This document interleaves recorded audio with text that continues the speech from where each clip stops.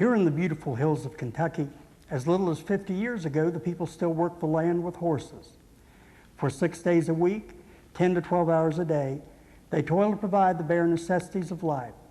But come Sunday, most folks reckon that the day belonged to God, family, and music. Now, cars being scarce, as a politician in heaven, the boys would harness up old Jake, load the wife, kids, and fiddle into a farm wagon, and head to the neighbors for some cold chicken and hot fiddling friends. That way of life is just about gone, and because this music was handed down and not written down, it is fast disappearing as the old-time players and their music fade from memory. There are countless old-time fiddlers from this area worthy of being remembered, but we've selected 4 of the best. The late, great Buddy Thomas, the always humorous Uncle Joe Stamper, the kind-hearted Charlie Kenny, and the old horn piper himself, George Lee Hawkins, all of which have gone on to a better life.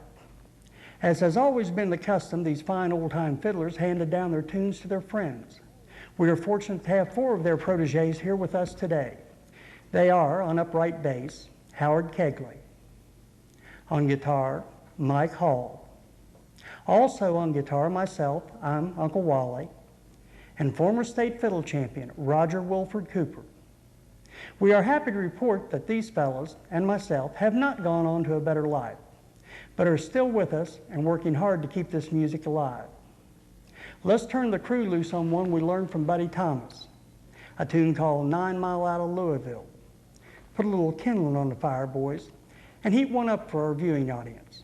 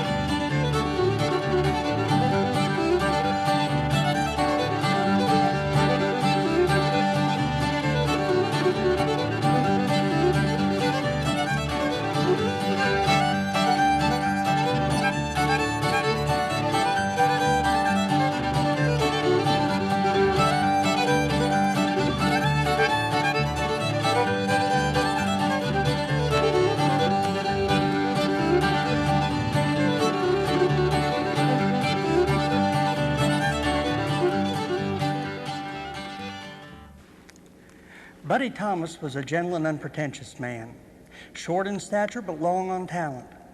When he was a boy, his brother brought home a homemade fiddle, telling Buddy, and I quote, "I'll give you what for if I catch you with my fiddle." His family went on to church, and upon their return, found Buddy actually playing a tune. Buddy is seen here with Leona and Perry Riley. His father, seeing his potential, insisted that he be allowed to play that fiddle, and in so doing gave the world one of the greatest old-time fiddlers ever to grace a stage.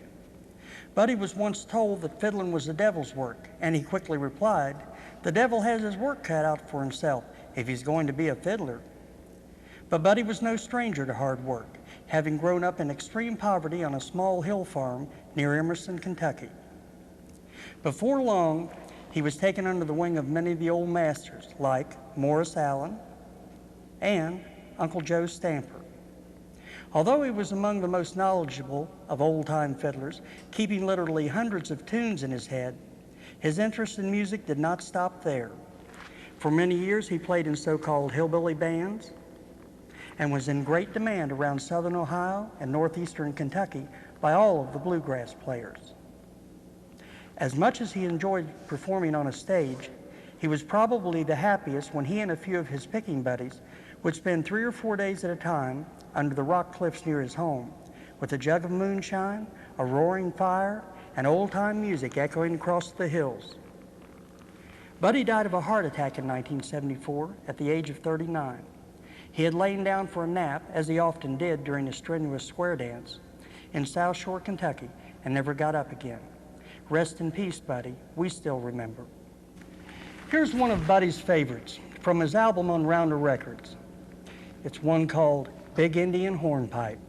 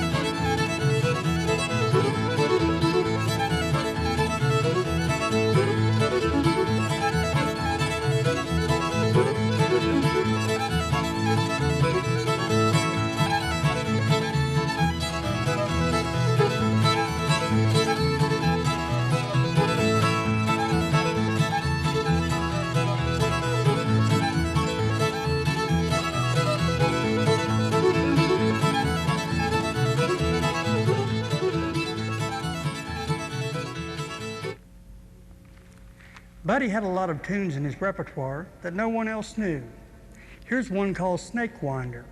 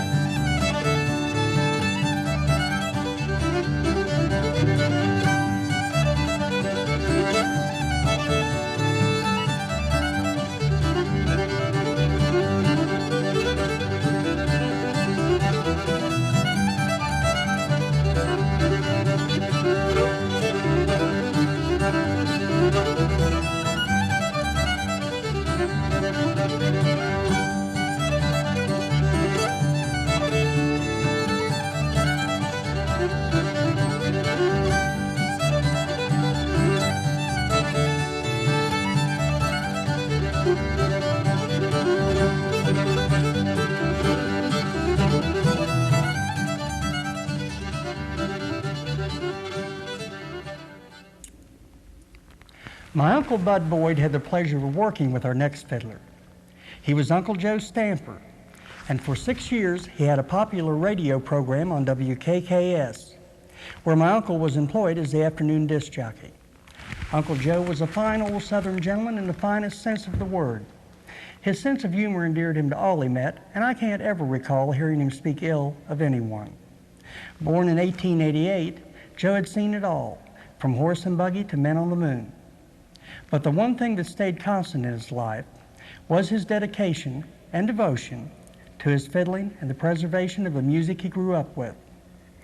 Long before he was known as Uncle Joe, he was known as Fiddlin' Joe, and later as Muskie Joe. He was given the handle of Muskie Joe because he spent most of his time that he wasn't fiddling, fishing for muskie. In this photo of Roger and Joe, you can just make out the large mounted head of a 5-foot 1-inch muskie caught by Joe on a creek in Lewis County a few years ago.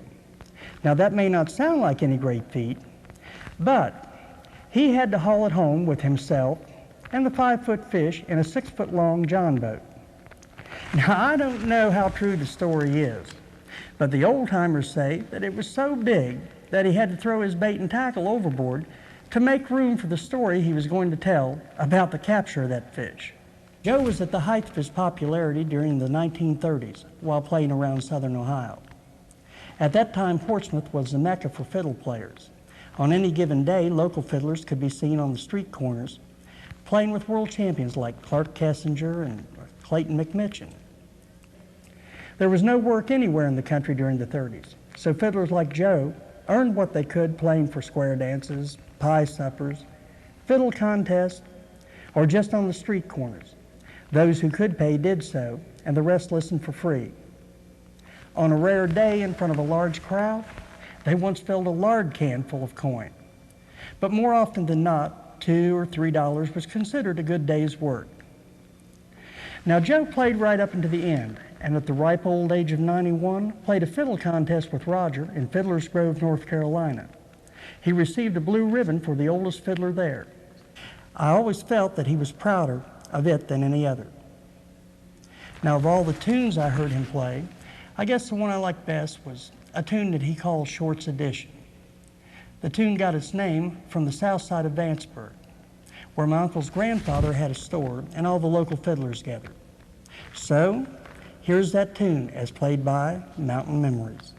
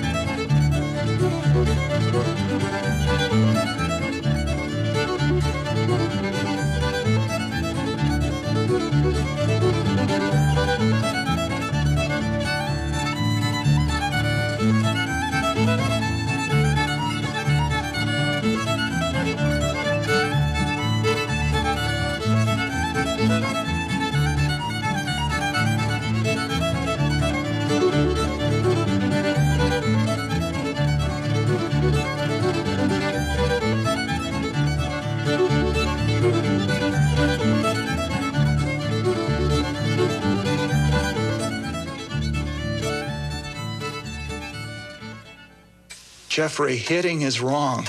You're bigger, you're stronger. You cool off and you don't hit. Period. Is that understood? Is it? Well, is it? Take time out. Don't take it out on your child. A public service message from the National Committee for Prevention of Child Abuse.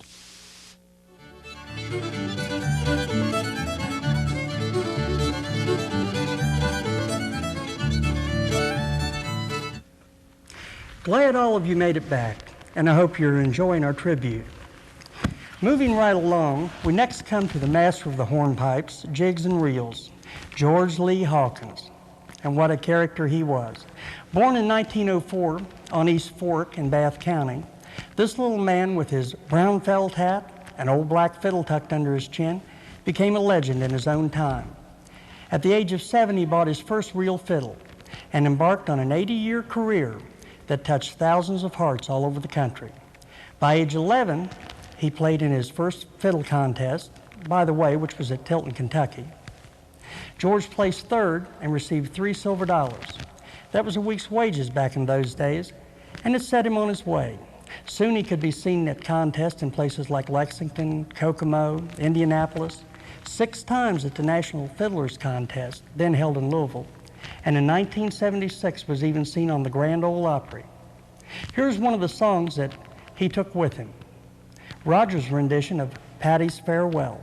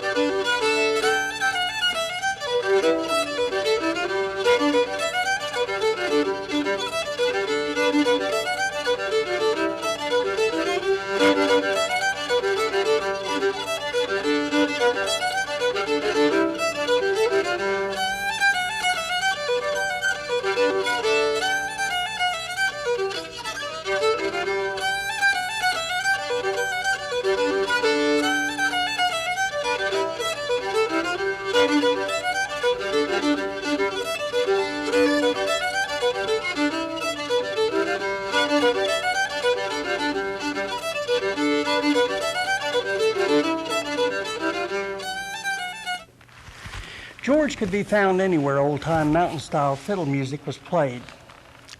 So it's no great surprise that in 1949, while looking for a way to bring his music to more people, he developed a radio broadcast from Stanton, Kentucky, that was put on the air over WKLY in Lexington. George divided his life between farming and fiddling and played every chance he had. Often he could be seen under a shade tree or just sitting on a big rock fiddling while he took a break from his chores.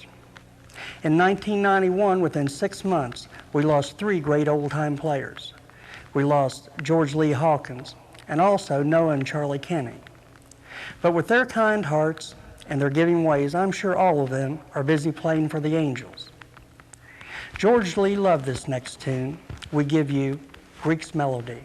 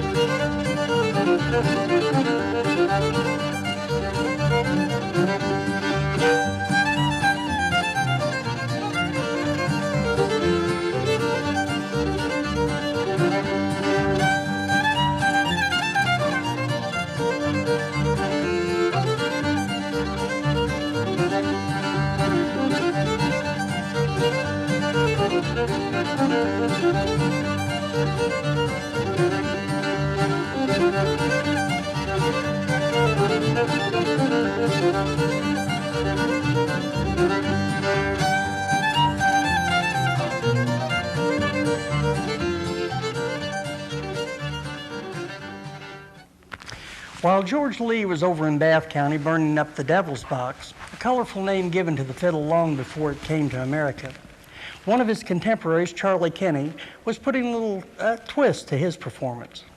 Charlie, born in 1906, had long wanted people to dance to his fiddle on the cold winter nights, spent mostly alone in his sawmill shanty at the head of Toller Holler in Lewis County. Having a lot of time on his hands, as there was no TV or radio, he whiled away the hours one winter, making puppets that danced. Now, they were fashioned of wood, stuffed rags, and corn silk for hair. These gaudily dressed caricatures of mountain people were loosely pinned at the elbow and knee joints, allowing their arms and legs to swing freely. He then tied a string on both ends of a tobacco stick. One string was tied to the puppets, and the other string was tied to a foot pedal that rocked.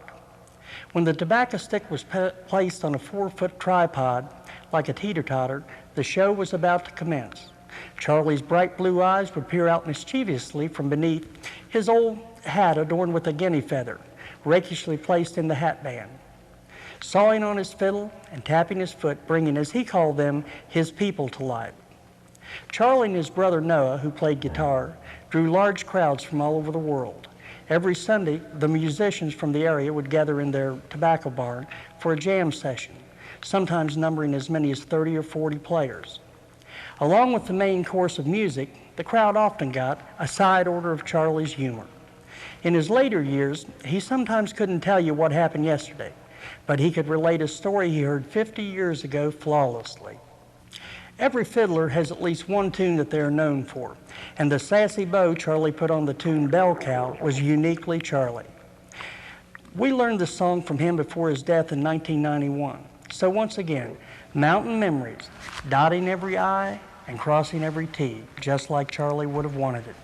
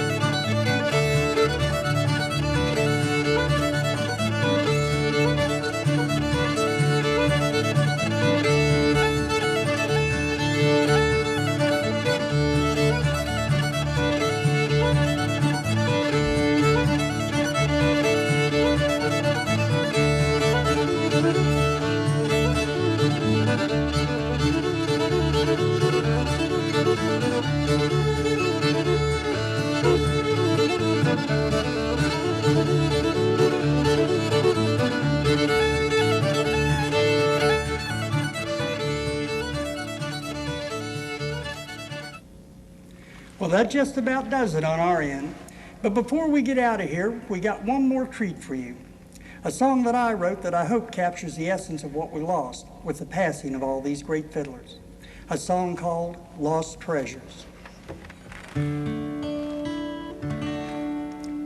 the beautiful hills of eastern Kentucky, there lived two brothers, unchanged by time. A visit there's like going back in history to drink from a bottle of a mellow-aged wine. Each day folks come from all over the country to taste of the wisdom of 80-some years. They greet you with smiles all over their faces.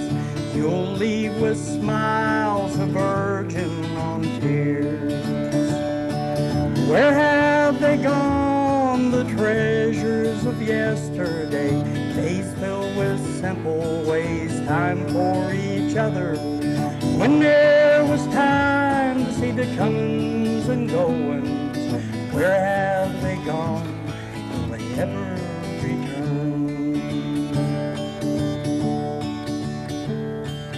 Noah played guitar, Charlie played fiddle, Hazel kept them alive, brown beans in a kettle. They wear back their heads, close tired old eyes, playing yesterday's music filled with pure country pride. As evening descends on their little hill farm, they soften sweet music and spin you a yarn, taking us back to a time in the past, with doors left unlocked and life wasn't so fast. Where have they gone, the treasures of yesterday? Days filled with simple ways, time for each other. When there was time to see the comings and goings, where have they gone? Will they ever return?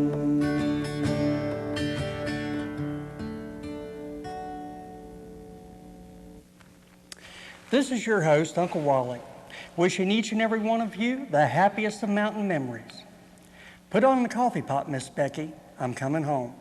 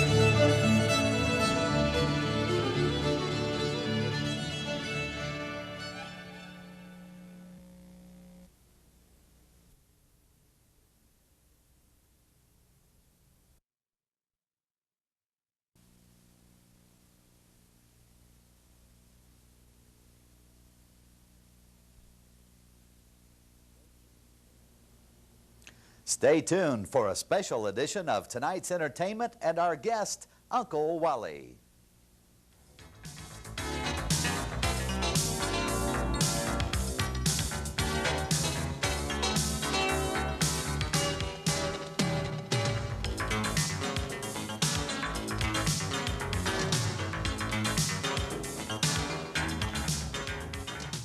Good evening and welcome to tonight's entertainment. I'm your host, Mike Waddell, and we have a very special guest on our show this evening, a gentleman that hails from the great state of Kentucky. He's out here on the West Coast to do some personal appearances, and we're really pleased to have him. He has been described as a country philosopher, a songwriter, a paranoid schizophrenic, a manic obsessive. Here he is, Uncle Wally. Welcome to the show. Mike, glad to be here. Real glad to be here. You know, I've been from Austin to Boston. I've been from Maine to Spain. I've been around the world 3 times. I judged the goat milking contest, the county fair. I've even seen buzzards breed midair. And I've never seen anything like this show. I'm enjoying it immensely. Well, I'm just pleased to have you out here, Uncle Wally, and it's really such a pleasure to have someone of your stature here on the show. Tell us a little bit what you've been doing and what you're going to be doing out here on the West Coast. Well, I'm going to be heading out to the OC Fair Sunday, Monday, and Tuesday.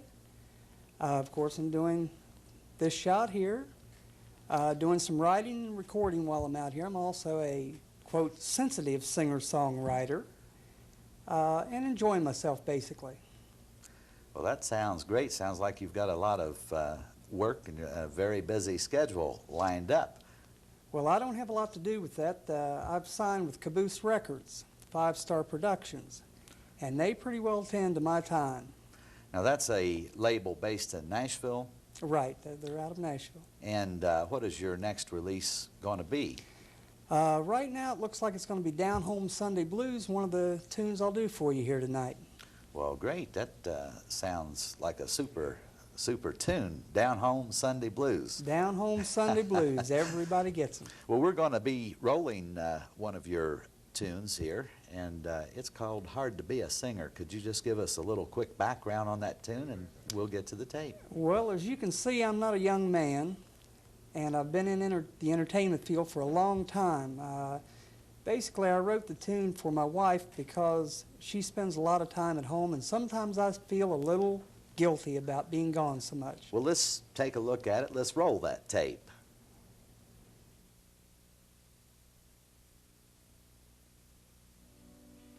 As I lay here by your side and watch you in your sleep, your soft brown hair draped across my pillow and partway across your cheek.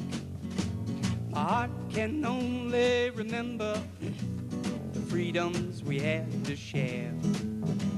For someone we loved with the warmth of the sun, but now must I leave our loving lair. Oh, and it's hard to be a singer, play one-night stands.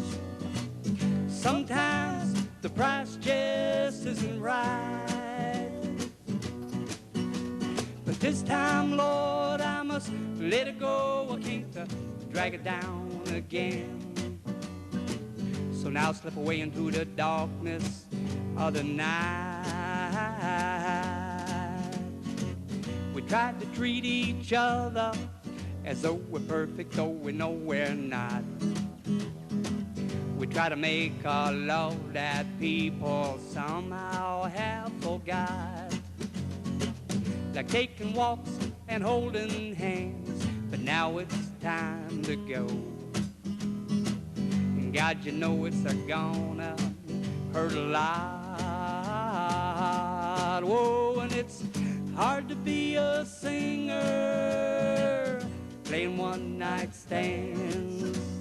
And sometimes the price just isn't right, but this time, Lord, I must let it go. I can't drag it down again. So now slip away into the darkness of the night. Oh, I said, howdy hi, a holy ho. Which way's this darn thing gonna go? Me and you, we just don't really know. Whoa, but it's hard to be a singer, playing one-night stands. Sometimes the price just isn't right,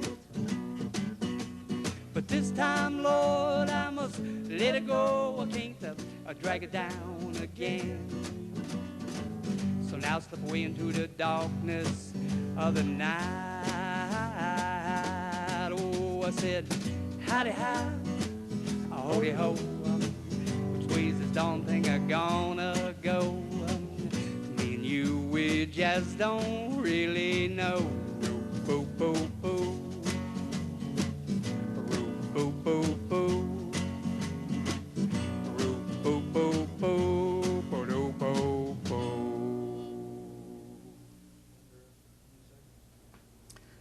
I like that song there, Uncle Wally. That's super. It's hard to be a singer. Sounds like the message was quite deep there. Well, I lived it. That's why. What prompted you to write that? Being gone so much from my wife, and sometimes I feel a little guilty. She's the nicest person on the face of this earth, and is 100% behind my career and always has been. And so occasionally I feel a little guilt. Is this one of the songs that you intend to record yourself? Caboose is wanting to do possibly an album late this fall, and that's one of the tunes they'd like to have on it, yeah.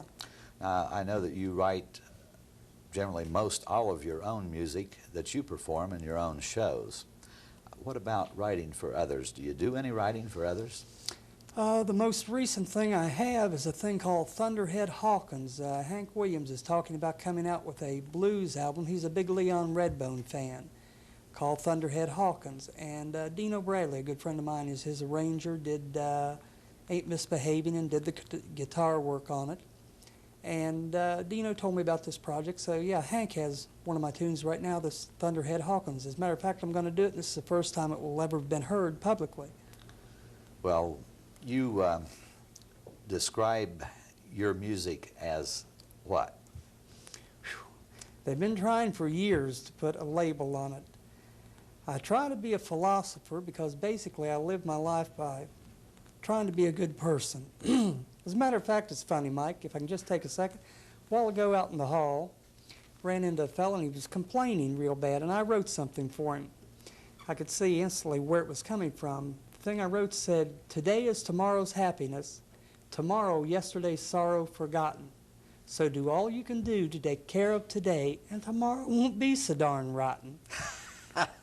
So basically that goes in my songs, and it's kind of hard to label them because of that. They're not country and they're not blues. They're just music, hopefully to be entertaining. People music. People music.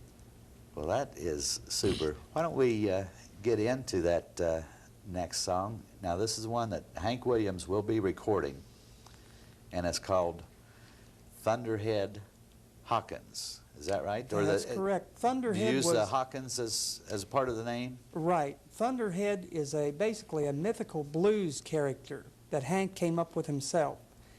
So I sat down and wrote the cover tune where it tells the story of how he met with Willie Kite. Well, let's listen to it. Let's roll that tape.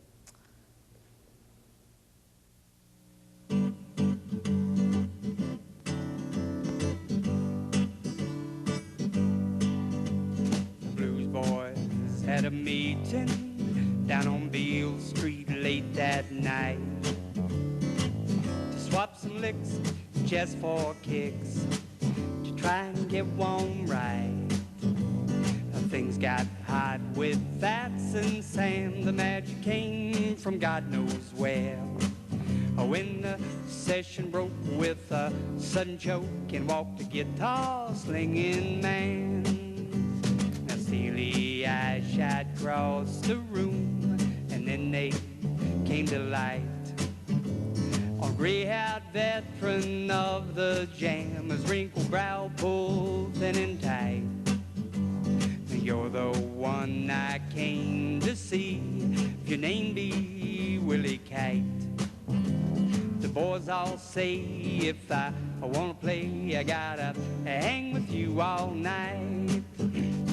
Thunderhead's a name, my friend. I'm from way down Bama way, and I lick the blues the way I choose, and sweet as soul folks say. Came to see just stroke for stroke, whose heart is really pure. And when I leave this town, the boys will know whose riffs are hot for sure. The room grew deadly silent. The players, they gathered round. Thunder took his Gibson out and he started to get down. Now Willie, he just sat and stared, but a smile shone in his eyes. He said, "You've bested me and slightly, but don't apologize. You see, I've been a bastard of the blues, lo, these many years. You know, I've filled people's hearts with smiles, though mine was filled with tears. These fingers have grown tired and sore with the passing of hard times. But until now, no one's come to carry this ball and chain of mine." Now Thunder, he bowed slightly, but he scarcely knew what Willie had just handed him was the legacy of the blues. I said the legacy of the blues. I said the legacy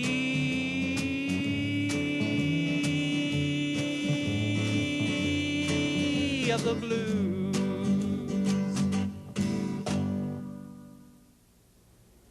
Thunderhead, that's a super tune. I can relate to that myself, Uncle Wally, because I have had the opportunity to walk down Beale Street and to spend some time in the clubs down there in Memphis, and it has a feeling and an air about the whole town. The Memphis blues sound, it came from somewhere. A character all its own. And I assume that you have spent some time down there in Memphis to pick up on that character. I've earned a lot of these guitar calluses right there. In the streets of Memphis. In the streets of Memphis. Enjoyed immensely. Well, you know, I had the opportunity, Uncle Wally, to read some recent articles that have been printed on your life and your philosophy. And I read some things there, such as you lived in a cave for a period of time. Could you elaborate on that a little bit? I had a summer that I wanted to write and not be bothered. Just prior to that, I was living on a lake up in Ohio, and I went to a little town called Greenfield, Ohio, where a friend of mine knew of a cave out on a farm. Moved into it. Well, the word got out. Because I didn't want to be bothered with people at that time, when the people came, I set a bowl out. They put money in. At the end of that summer, I had enough money to buy a 1959 Ford convertible and go to Florida. My entire act was I sat there and spoke to no one. I played my guitar and lived in a cave for the summer. Did you write a lot of material during that summer? Yeah, and in the evenings when people weren't around there, I got the job accomplished. They were just kind of a bonus. Well, when you're writing, do your songs come to you? Do you think about them ahead of time? How do your thoughts? Some songs, if someone asked me to write a song, now that's a little tougher. I sit down and I listen to the character in their voice. I just did one for Kenny Rogers that we're sending to him. And I try to capture the way they present themselves, the character they do. The thoughts, sometimes they come quickly, but most of the time it's like pulling teeth. You have to paint it just like a canvas. The only difference is instead of paint, I use words. Well, that's the artistic side of it. Well, tell you, we're going to pause right now. We're going to go to a commercial, but we'll be back with more of Uncle Wally. Stay tuned. Hello, I'm George Papard. Suppose you're eating with a friend and he suddenly begins to choke. Would you know what to do? If he can cough, leave him alone. Don't pound on his back. But if he can't cough, talk, or breathe, or if he only makes a high-pitched wheezing sound, you must take action. Here's what to do. Move behind your friend and put your hands like this, right between the navel and the rib cage. Then pull sharply in and up as many times as necessary. What's happening is this. The food is acting like a cork in a bottle. When you pull in the stomach, you force the trapped air to pop the cork out. You can even do this to yourself, using the back of a chair or your own fist. It's simple, but it can save lives. The Will Rogers Institute has a free booklet about this technique and the variations you should use for pregnant women. It also shows how to reduce the chances of choking, especially for children. For your free copy, write the Will Rogers Institute, White Plains, New York. Welcome back to tonight's entertainment. We're visiting with our guest, Uncle Wally. Uncle Wally, it's just such a great thing to have you here and on the show. I'm so glad that you have taken time out of your busy schedule here on the West Coast to come in and visit with us here on tonight's entertainment. Well, I have to tell you, the pleasure is all mine. The people out here are treating me just great. I don't know if you're aware or not, Mike, I live in Kentucky in a log house that I built myself. I trained my own horse to pull the logs out of the woods. My wife and I completely built this thing from the ground up, did the wiring, the structural work. So when I get out into LA and the big cities, there's a cultural shock that's a little hard to deal with, but I've been treated really well here this time. So there is some cultural shock when you come into the concrete jungle here in LA. How many acres of property do you have along with your cabin there?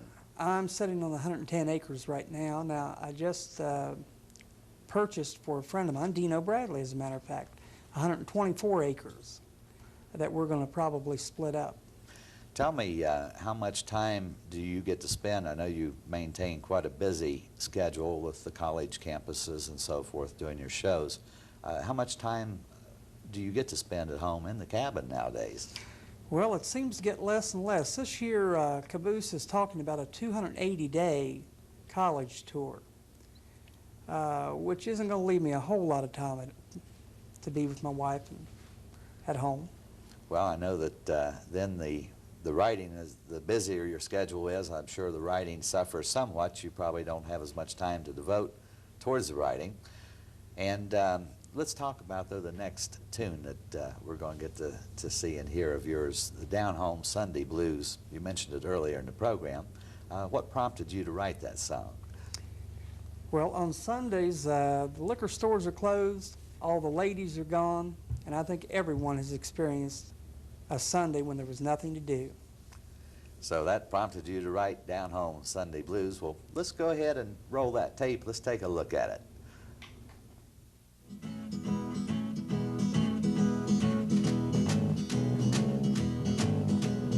Going uptown with my church hat in my hand. Going uptown with my church hat in my hand. Ain't got no women, ain't got no booze. All I got left is these down home Sunday blues.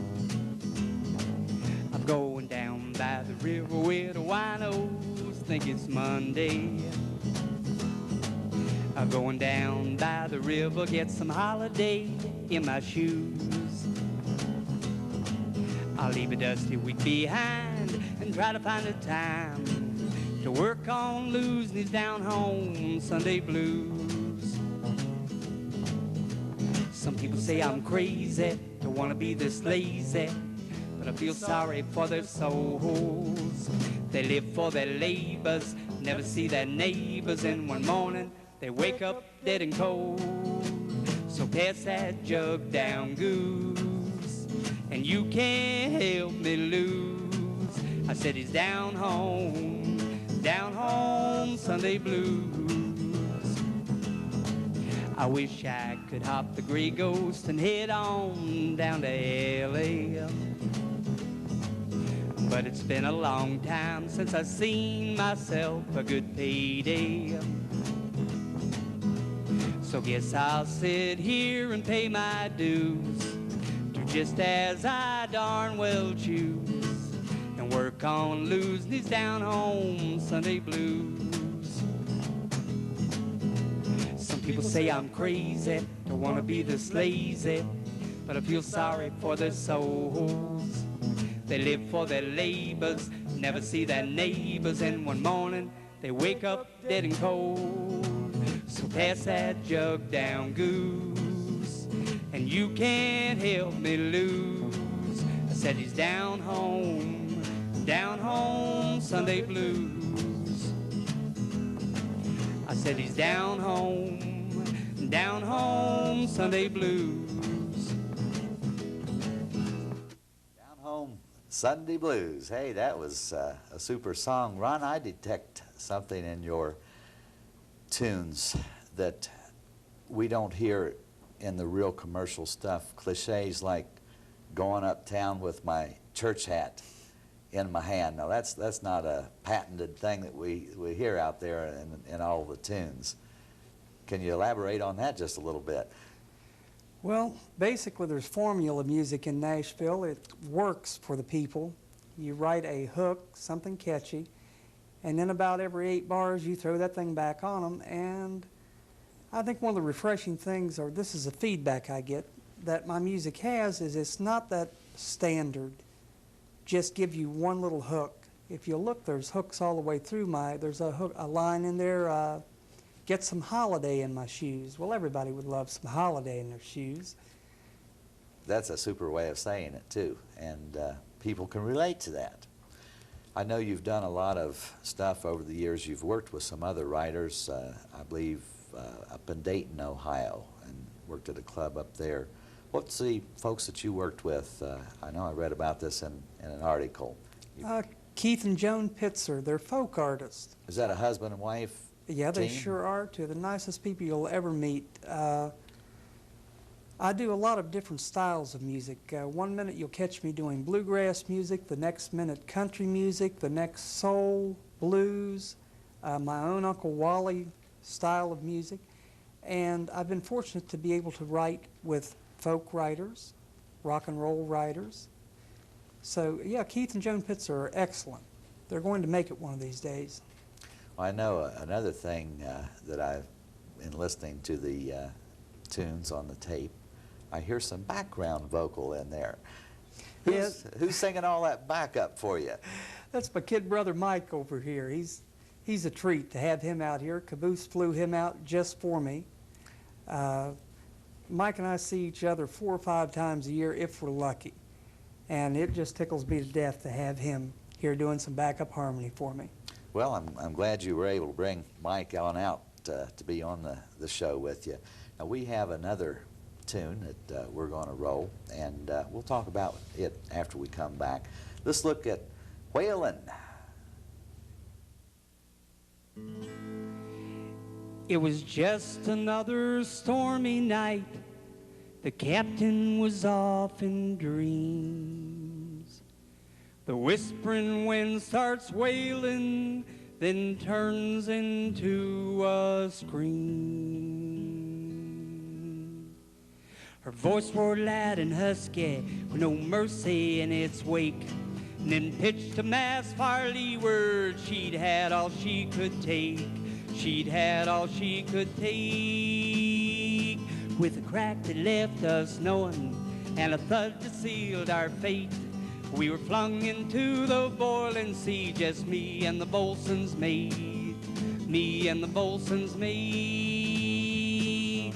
7 days and 7 nights, no stars or sun were seen, just blistering wind and weather, and the cold became a theme. Cold became a theme. It numbed our hearts and in our souls, then the boatswain's hand. And as he let me drift away, I heard him shout, "You can." Heard him shout, "You can." A ghostly voice and spoke to me, "Come play among my bones. I own this vast expanse, you see. My name is Davy Jones. Name is Davy Jones. I'll take your cold, I'll take your pain, I'll give you rest to last. But if you'd rather swim for shore, then you can kiss my ass. You can kiss my ass." So I puckered up and planted one upon his salty rump. And as I turned to swim away, I felt a mighty thump. There before my very eyes, a wonder did I see. I found myself astride the back of the killer of the sea. Killer of the sea.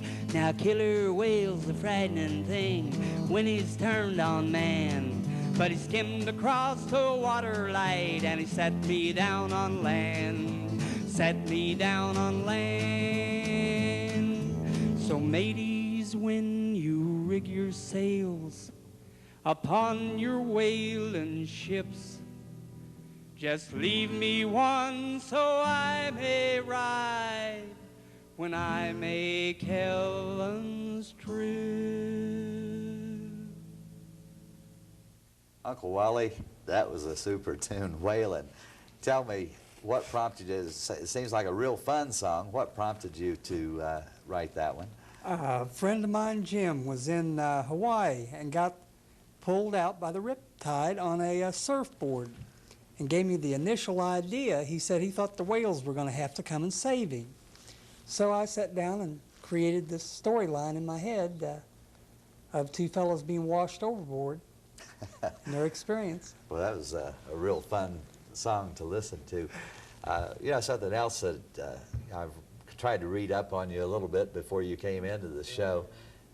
Some people could describe your dress as being a little wacky, a little zany. Can you explain your wardrobe a little bit to me? I see you have on a tuxedo shirt, a bow tie, a leather jacket. I love these boots, and I'd love to have a pair like them. In fact, These are a I'll bit of a trade you a trademark. good pair of cowhide cowboy boots. What size are they? These are about 10 and a halves. The earring matches the hat and the shirt. Nobody gives me a second look out here, but I'll tell you what, back in the hills of Kentucky, when I go out on the streets, get a lot of strange looks, but I love those people. They're good people. I bet everybody knows who you are. Yeah, they tolerate me somehow. I don't know. I play a lot of free music for them, though. I don't charge you folks down in that area. Well, I know you're going to be going into Nashville to do an upcoming recording session. Who's producing you down there? I know you're on Caboose Records. And who's your producer there?